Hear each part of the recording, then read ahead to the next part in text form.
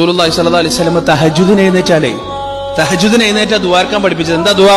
അല്ലാഹുമ്മ റബ്ബ ജബ്രായീല വമീകായീല വഇസ്റാഫീല ഫാത്തിറ السماوات والأرض عالم الغيب والشهادة أنت تحكم بين عبادك فيما كانوا فيه يختلفون اهدني لما اختلف فيه من الحق بإذنك إنك تهدي من تشاء إلى صراط مستقيم.